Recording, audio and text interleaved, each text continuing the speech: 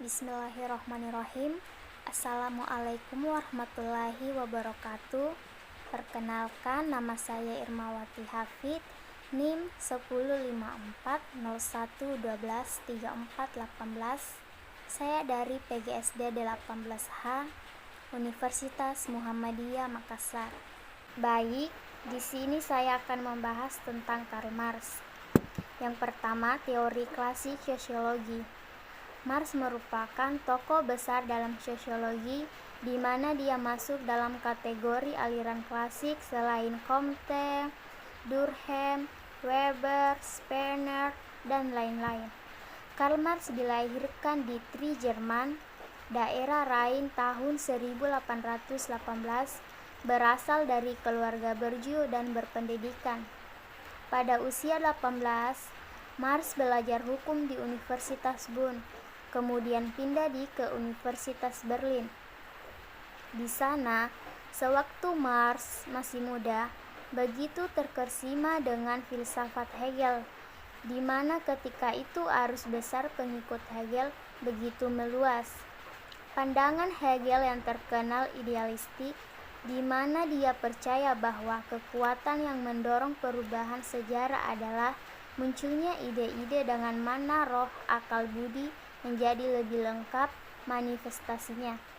Tetapi sebagai penganut Hegel, Marx adalah penganut yang kritis yang mengembangkan posisi teoritis dan filosofinya. Tetapi Marx tetap sepakat dengan bentuk analisa dialektiknya Hegel. Marx sebenarnya dia ingin berkarir di dunia akademis, tetapi karena sponsornya dipecat, maka pandangan-pandangan kiri dan anti agama, maka tertutuplah pintu masuknya untuk ke dunia akademis. Akhirnya Marx berakhir di media atau surat kabar sebagai pemimpin redaksi pada koran yang radikal liberal. Setelah Marx menikah, lalu Marx pindah ke Paris dan terlibat dalam kegiatan radikal. Paris pada masa itu merupakan suatu pusat liberalisme dan radikalisme sosial serta intelektual penting di Eropa. Marx berkenalan dengan pemikiran-pemikir penting dalam pemikiran sosialis dan tokoh-tokoh revolusioner seperti Saint-Simon, Blanqui, dan lain-lain. Akhirnya mengubah keyakinan Marx akan penyalahgunaan sistem kapitalis yang meluas dapat dihilangkan oleh perubahan sosial yang hanya didukung oleh elit intelektual saja. Pendekatan itu bagi Marx mengabaikan kondisi material dan sosial yang sebenarnya dan taraf kesadaran kelas-kelas buruh. Di Paris, Marx bersahabat dengan Friedrich Engels yang berkarya mengenai interpretasi komprehensif tentang perubahan dan perkembangan sejarah sebagai alternatif terhadap interpretasi Hegel yang mengenai sejarah yang terkenal dengan Die Grüne Ideologie. Pada tahun 1841, Marx berhasil mendapatkan gelar doktornya dari Universitas Jena, meskipun sering dianggap sebagai salah satu bapak sosiologi modern. Marx bukanlah seseorang sosiologi pada masanya. Marx lebih cocok disebut sebagai filsuf, ekonom, jurnalis, segalis, kritikus sosial. Selanjutnya yang kedua, pemikiran Karl Marx. Marx menemukan inti masyarakat kapitalis di dalam komoditas. Suatu masyarakat didominasi oleh objek-objek yang nilai utamanya adalah pertukaran yang memproduksi kategori-kategori masyarakat tertentu. Ada dua tipe utama yang menjadi perhatian Marx adalah yang pertama, proletariat dan kapitalis.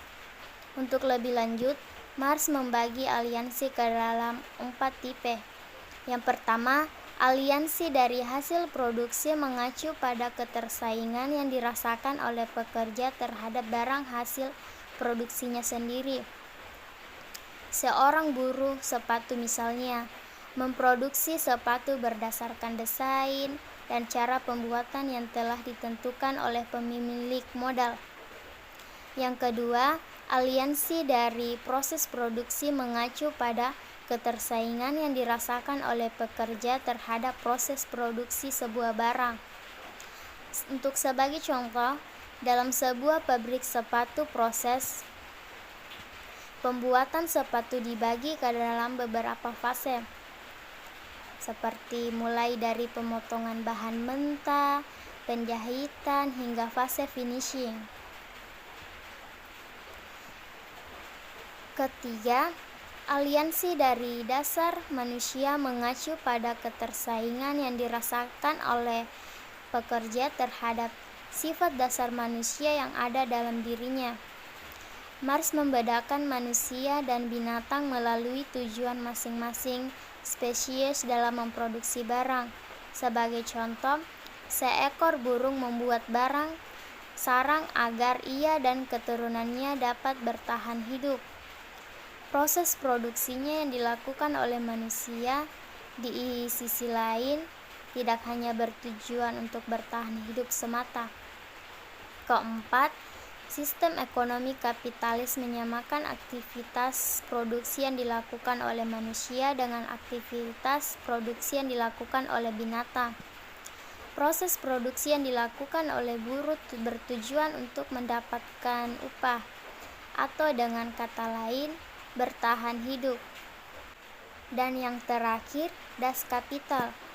Dalam Das Kapital, Marx membahas tentang hubungan antara komoditas buruh dan pemilik modal.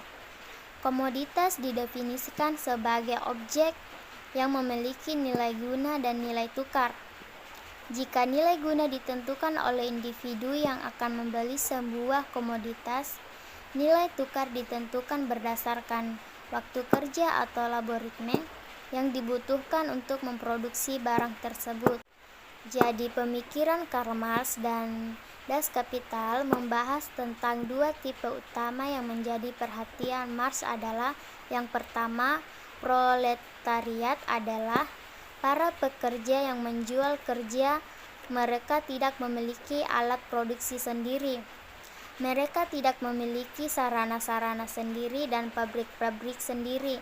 Tetapi Marx percaya bahwa proletariat bahkan akan kehilangan keterampilan mereka seiring dengan meningkatnya mesin-mesin yang menggantikan mereka. Karena proletariat hanya memproduksi demi pertukaran, maka mereka juga konsumen, karena mereka tidak memiliki sarana-sarana untuk memproduksi sarana untuk kebutuhan mereka sendiri, maka mereka harus menggunakan upah yang mereka memperoleh untuk membeli apa yang mereka butuhkan. Maka dari itu, proletariat tergantung sepenuhnya maka upahnya untuk bertahan hidup. Inilah yang membuat proletariat tergantung pada orang yang memberi upah. Orang yang memberi upah adalah kapitalis, jelas adalah kapitalis. Jadi, kapitalis adalah orang-orang yang memiliki alat produksi. Kapital adalah orang yang menghasilkan lebih banyak uang. Dengan kata lain, kapital lebih merupakan uang yang diinvestasikan ketimbang uang yang digunakan untuk memenuhi kebutuhan dan keinginan manusia. Jadi, kapitalisme adalah uang yang menghasilkan lebih banyak uang. Namun Marx mengungkapkan kepada kita bahwa kapital bukan hanya itu. Kapital juga merupakan sebuah resolusi sosial tertentu. Dengan kata lain, uang hanya akan menjadi kapital karena adanya relasi sosial antara proletariat yang bekerja dan harus membeli produk dengan orang yang menginvestasikan upahnya. Kapitalis kapital memperoleh keuntungan terlihat sebagai kekuatan yang dibantu oleh alam, suatu kekuatan produktif imanen di dalam kapital. Marx menyatakan bahwa buruh selalu menerima upah yang dinilainya lebih sedikit jika dibandingkan dengan waktu kerja yang telah mereka curahkan. Selisih antara waktu kerja dengan upah disebut sebagai nilai lebih. Inilah menjadi sumber pendapatan para pemilik modal. Dalam sistem ekonomi yang seperti ini, akumulasi dari nilai lebih akan terus memperkaya pemilik modal dan memisahkan kelas pekerja.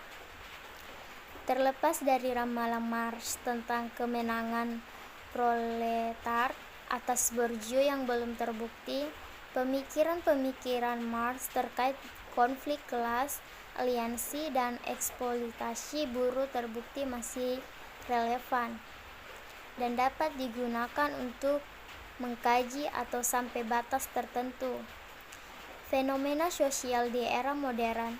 Lebih lanjut, kelompok minoritas kerap menggunakan pemikiran Marx sebagai senjata untuk melawan operasi eksploitasi yang mereka alami. Terima kasih, itulah tadi tentang Karl Marx yang saya bahas tadi. Kurang dan lebihnya mohon dimaafkan. Assalamualaikum warahmatullahi wabarakatuh.